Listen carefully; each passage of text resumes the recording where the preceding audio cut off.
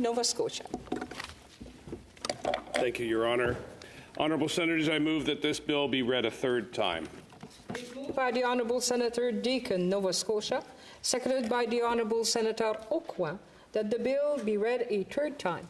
On debate, Senator Deakin, Nova Scotia. Thank you, Speaker. Colleagues, I rise today to speak as sponsor of a private member's bill, Bill C-244, an act to amend the Copyright Act, diagnosis, maintenance, and repair, or in other words, the Right to Repair Bill. This is one of two bills that amend the Copyright Act that are currently under consideration at third reading in the Senate.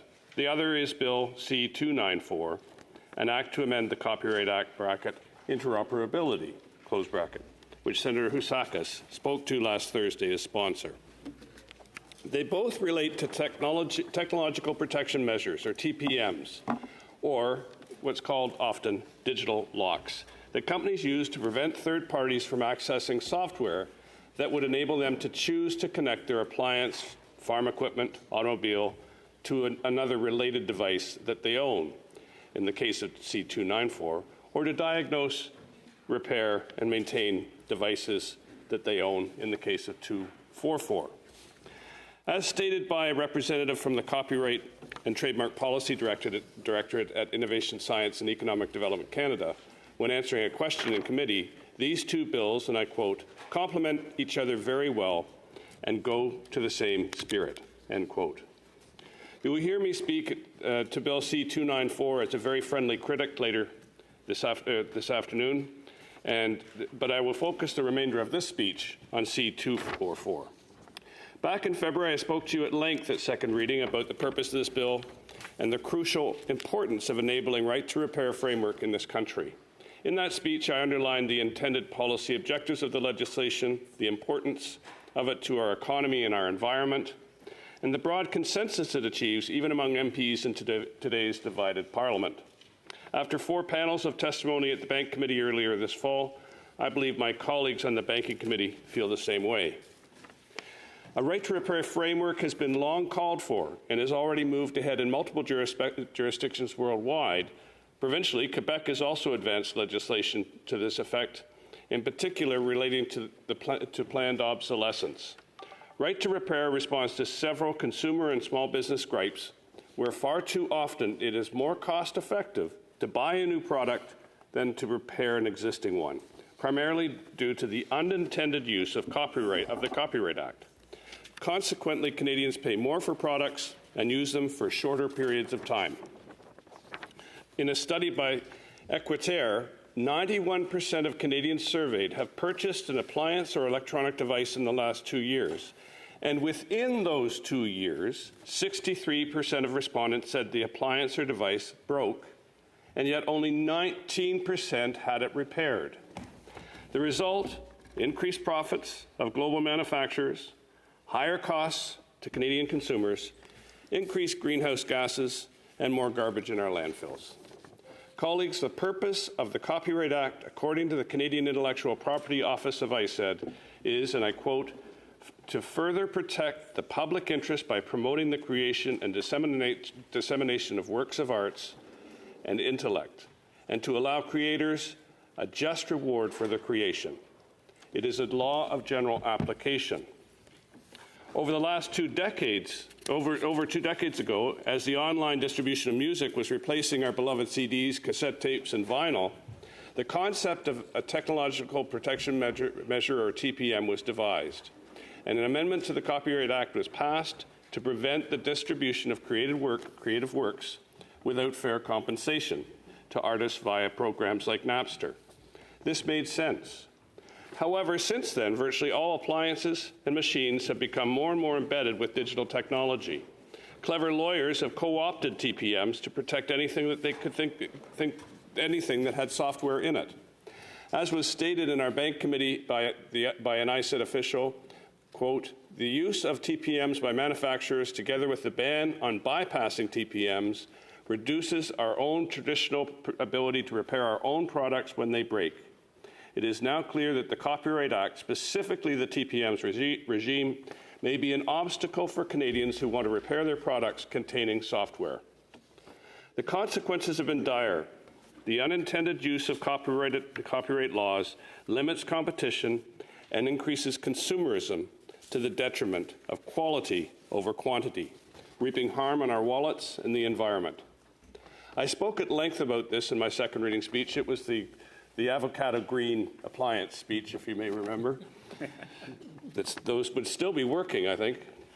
I would simply like to address here some of the main assertions and concerns that were expressed during study in committee.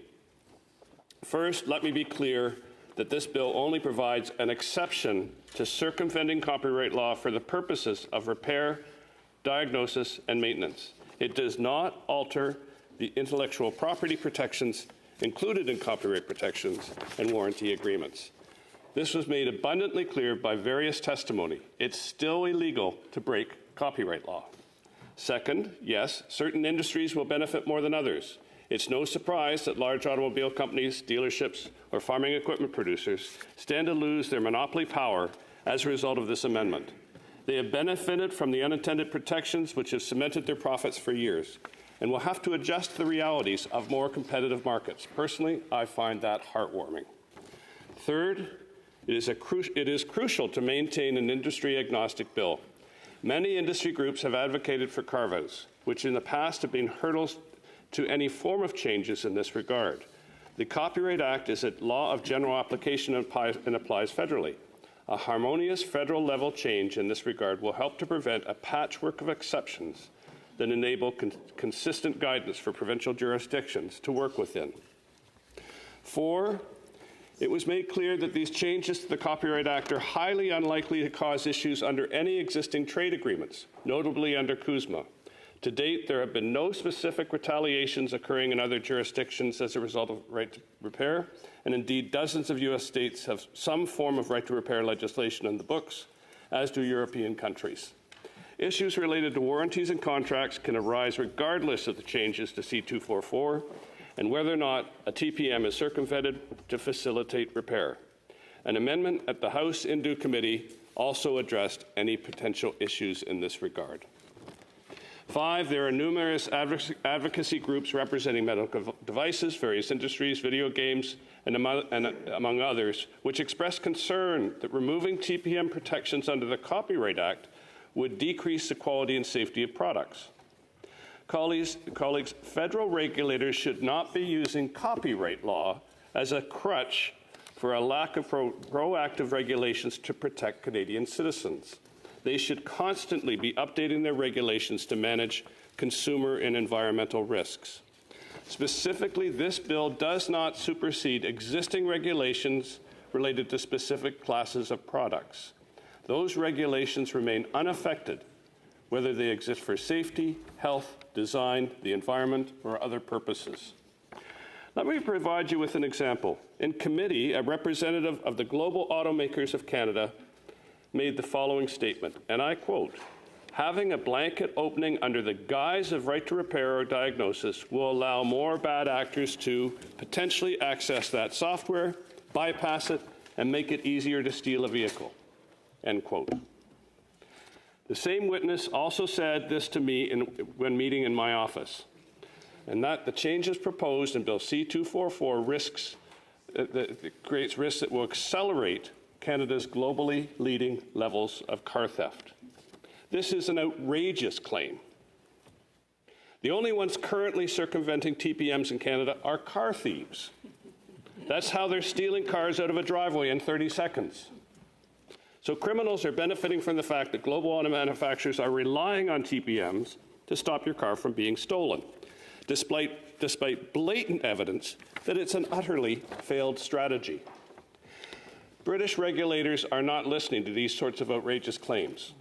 CBC's Marketplace recently compared features on cars sold in the UK with the same models that are sold in Canada.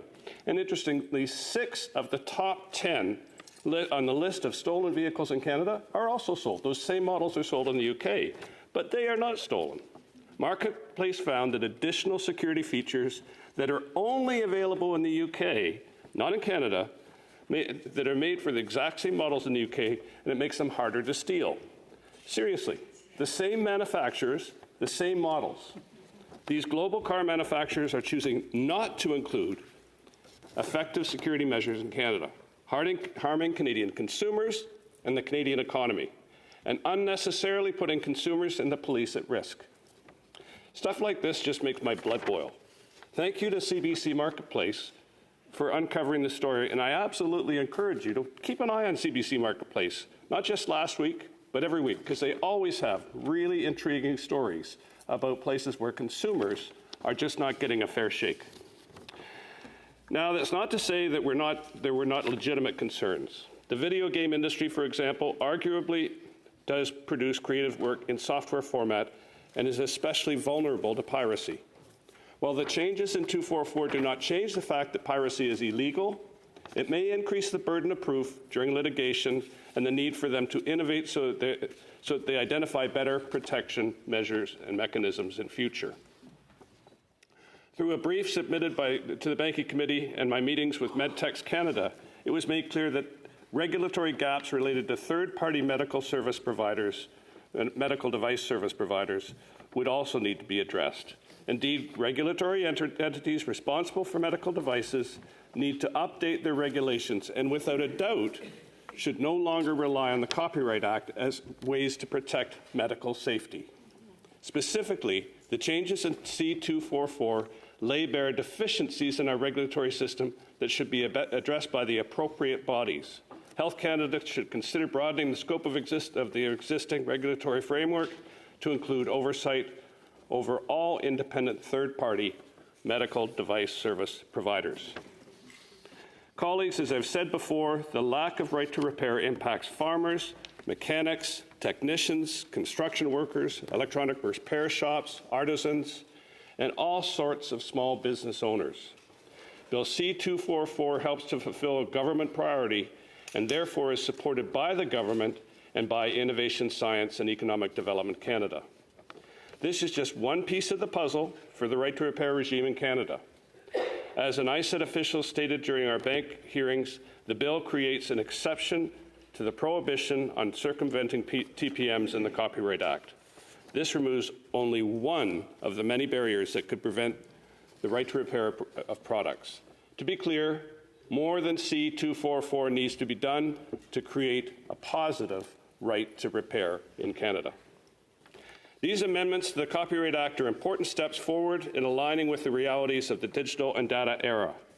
Along with amendments to the Competition Act put forward in Bill C-59, a federal right to repair framework is developing in this country and will allow regulators, federal, provincial, and territorial, to move forward with much needed changes and safety measures to the benefit of Canadians. I encourage us all to call the question on this bill at the earliest possible opportunity. Parliament is in a tenuous position, and these bills similar to them have not made it through in past parliaments. So I encourage you, colleagues, that if we can move these two bills along as quickly as possible, it's very much to the benefit of Canadians. Thank you, colleagues.